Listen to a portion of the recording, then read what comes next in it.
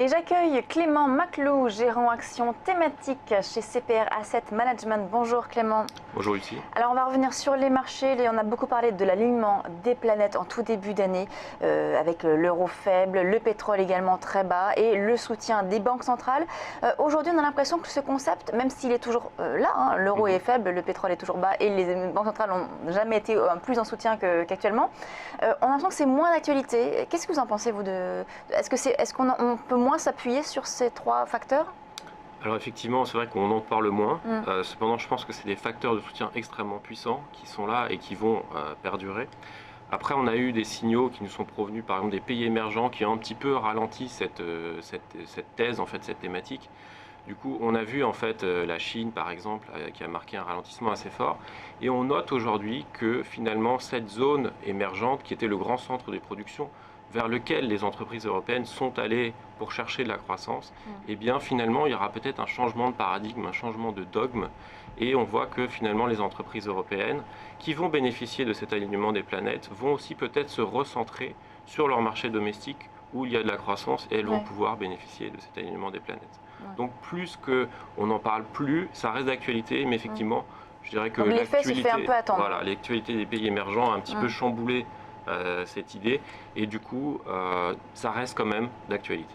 Vous pensez justement que, vous parlez des pays émergents, que ce ralentissement chinois dont on a beaucoup parlé à l'été, et puis même parce que la Chine, il y a aussi le Brésil, il y a toute la zone est quand même des pays émergents et se porte pas forcément très très bien. Vous pensez qu'il peut y avoir un effet de contagion à d'autres zones, aux pays notamment les États-Unis ou l'Europe?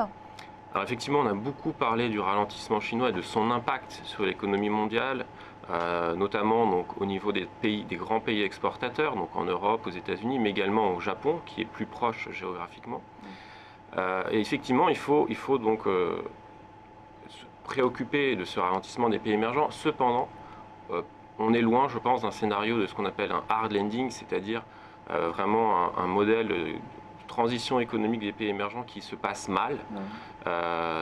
Donc ce modèle qui consiste à passer de pays producteurs, exportateurs à des pays plus orientés vers la consommation domestique, ça prend du temps, ça se met en place progressivement et donc on voit que c'est pas sans heurts et donc d'où les éléments qu'on a pu connaître cet été, mais je pense qu'on est loin d'un hard landing et que ça va se faire de façon progressive. L'année 2015 a été marquée par un début d'année en fanfare sur les marchés. On a eu une très forte correction à l'été, donc avec ce ralentissement chinois dont on a parlé. Il reste des zones d'incertitude sur les marchés globalement, mais pourtant les marchés depuis octobre rebondissent fortement. On a une sorte de rallye haussier depuis fin septembre. Est-ce que vous pensez que ça va continuer? Quels sont selon vous les facteurs de soutien au marché? Alors donc, le rallye qu'on a connu à partir du mois d'octobre a été marqué déjà par une forte rotation sectorielle. C'est-à-dire que durant cette phase de rallye, on a vu des secteurs qui étaient très en retard, des secteurs qui étaient délaissés par les investisseurs, comme le secteur des matières premières, le secteur de l'énergie, qui ont massivement surperformé les secteurs chouchous, les secteurs stars. Par exemple, le secteur de la pharmacie a été massivement battu par le secteur des matières premières, plus de 15% de surperformance en seulement une dizaine de jours.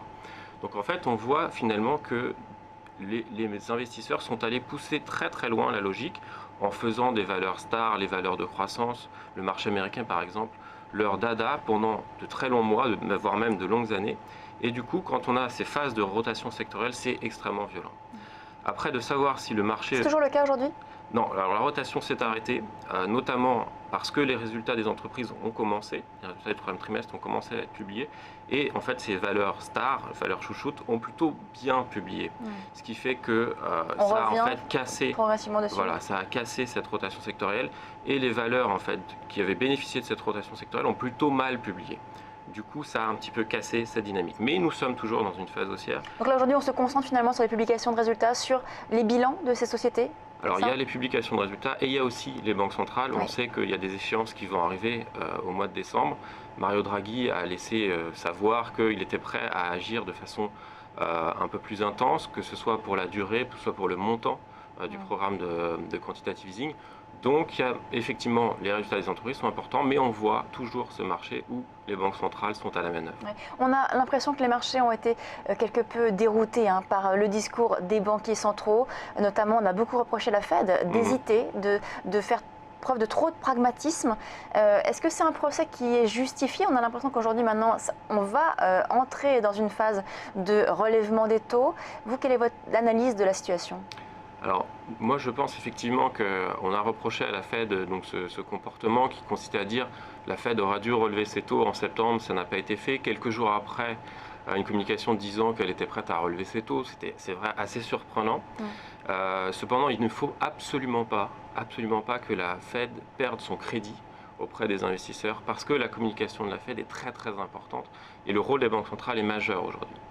Donc c'est très très important que les investisseurs gardent foi en la politique de Mme Yellen et qu'elle soit crédible et qu'elle fasse ce qu'elle dit. Donc là, très clairement, vous parliez donc d'un relèvement prochainement. Le consensus est très clairement sur un relèvement des taux en décembre. Je pense que c'est une bonne chose que ça se fasse parce qu'il faut le faire tout simplement pour avoir plus tard l'occasion de pouvoir rebaisser les taux. Vous pensez qu'elle a perdu de la crédibilité lors de ces différents mois où elle a finalement eu un discours un petit peu ambigu pour les marchés?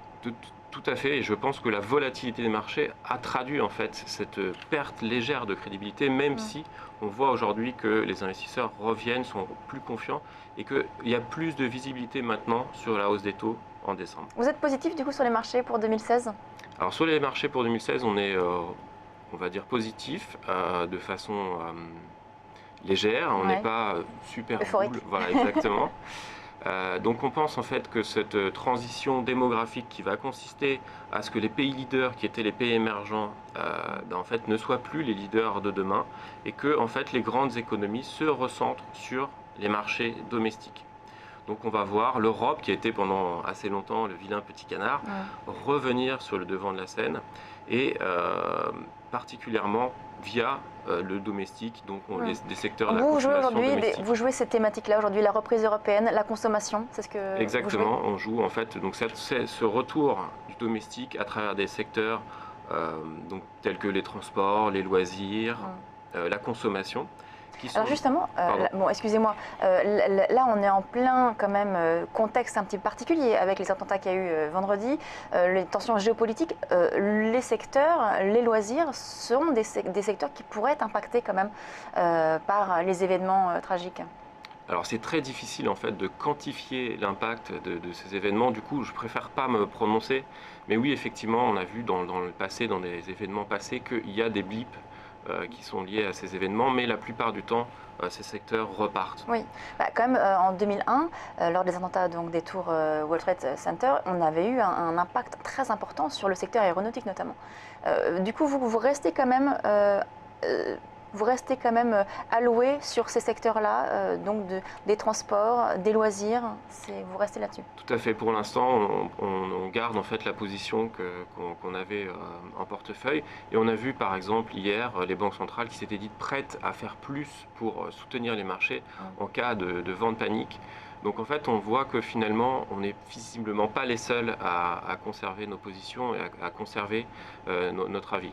Donc pour l'instant, oui, on conserve nos positions. Donc les transports, les loisirs, quels autres secteurs seraient intéressants? Alors on est très investi aussi sur un des piliers de l'économie qui est la santé.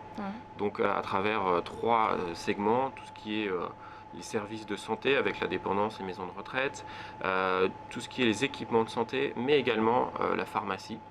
Donc ça, c'est vraiment un pilier qui est très important dans nos portefeuilles. Donc on travaille en fait avec des analystes qui sont des médecins, qui ont des anciens chercheurs du CNRS, qui ont en fait une expertise, le savoir vraiment médical. Et donc on travaille en relation avec eux pour pouvoir aller un peu plus loin, par exemple dans l'analyse des pipelines, qui est très difficile à lire. Les actions des molécules, etc., sont compliquées pour nous qui ne sommes pas des médecins. Et le secteur pharmaceutique qui a été quand même assez dégradé depuis quelques mois. Aujourd'hui, finalement, le potentiel redevient positif. Et on a des bons points d'entrée sur ce secteur?